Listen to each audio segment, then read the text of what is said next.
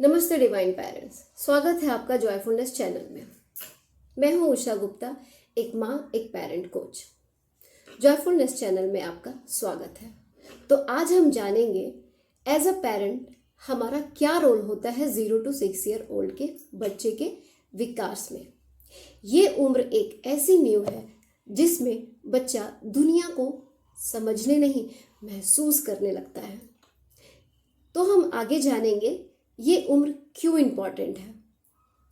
0 to 6 साल के दौरान एक बच्चा फुली डिपेंडेंट होता है अपनी माँ और पेरेंट्स पे, खासकर अपनी माँ पर।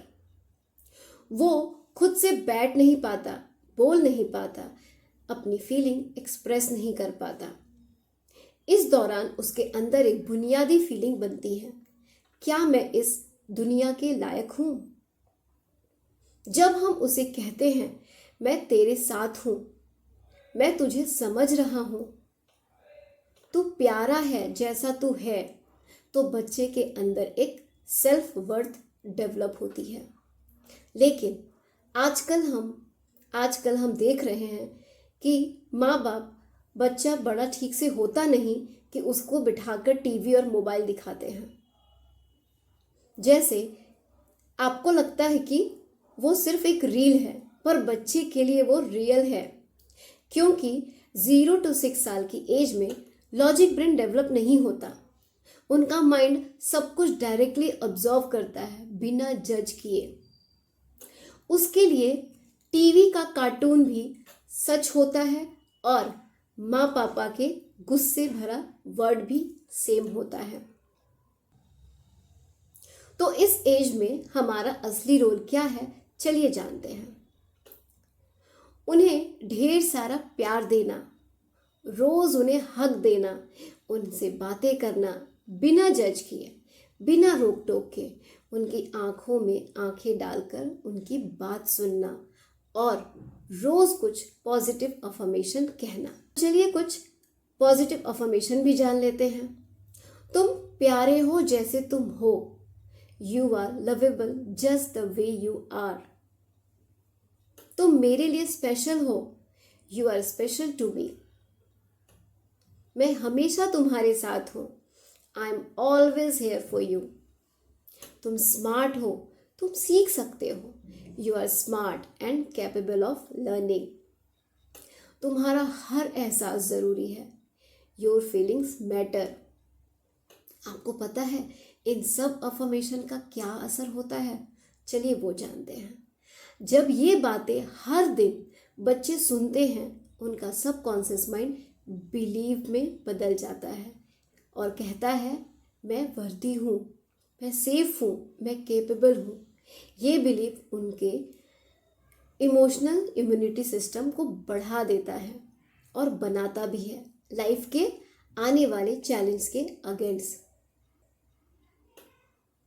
आप लोगों को मैं एक real life research based experiment के बारे में शेयर करना चाहूँगी, जिसका नतीजा सुन के आपके रोंगटे खड़े हो जाएंगे। ये रिसर्च 13th सेंचुरी में जर्मन यूरोप फ्रेडरिक टू ने एक इमोशनल डिप्रिवेशन एक्सपेरिमेंट किया, जहाँ कुछ बच्चों को दो ग्रुप में बांट दिया गया।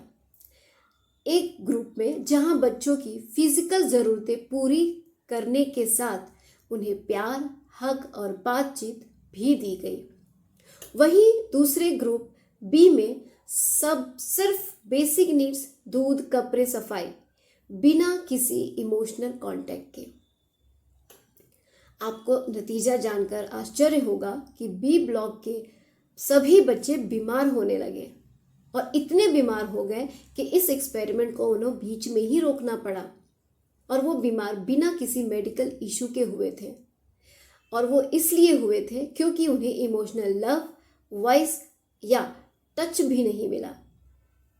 आज साइंस इसे कहता है failure to drive due to emotion neglect. सिर्फ ज़रूरतें पूरी करना पेरेंटिंग नहीं, प्यार देना और रिश्ता बनाना असली पेरेंटिंग है। तो हम ये भी जानेंगे कि दोनों ग्रुप के बच्चों को आगे में बड़े होकर उनके साथ क्या हुआ। तो जो ग्रुप ए के बच्चे थे उनका कॉन्फिडेंस बहुत हाई था। वो अपनी बातें खुल के कह पाते थे। वो इमोशनली स्ट्रांग निकले, जबकि बी के बच्चे एग्जाइटी, फियर और सोशल डिस्कनेक्ट ज़्यादा था। बचपन सिर्फ जीने के लिए नहीं होता, बनने के लिए हो। कुछ सवाल आप अपने दिल से भी पूछिए। क्या मेरा बच्चा मुझसे प्यार महसूस करता है या सिर्फ बिजीनेस? क्या मैंने आज उसे बिना किसी वजह से गले लगाया? क्या मैंने उसके सवालों का जवाब प्यार से दिया या इग्नोर कर दिया? जब से एक बच्चा माँ के गोद में आता है, तब से उसके आसपास का हर इमोशन, हर वाइब्रेशन उसके माइंड को शेप देता रहता है। जन्म के बाद भी माँ के चेहरे का स्ट्रेस, पापा की आवाज, घर का माहौल, सब कुछ उसके इमोशनल कोड बन जाता है। तो डिवाइन पेरेंट्स, जो प्यार आप बचपन में दोगे वही प्यार वो कल दुनिया को देगा। अगर आप चाहते हैं कि आपकी पेरेंटिंग एक सोलफुल जर्नी बन जाए तो जॉयफुल नेस्ट को ज़रूर सब्सक्राइब करें और कमेंट में लिखें, मैं अपने बच्चे का बचपन महसूस कर रही हूँ। मिलते हैं अगले वीडियो में, जहाँ हम बात करेंगे 6 to 12 साल के डेवलपमेंट और पेरेंट्स का रोल की। Thank you so much. Back in the 13th century, the German king Frederick II conducted a diabolical experiment intended to discover what language children would speak if never spoken to. He had a hunch it would be German. Some things are just obvious, right? So the king took babies from their mothers at birth and placed them in the care of nurses who were forbidden to speak in their hearing. But there was a second rule that was imposed as well. The nurses were forbidden to even touch the infants. To his great dismay, Frederick's experiment was cut short, not before, however, something tragically significant was revealed regarding human nature. As you may have guessed already, the babies grew up to speak no language at all because they died.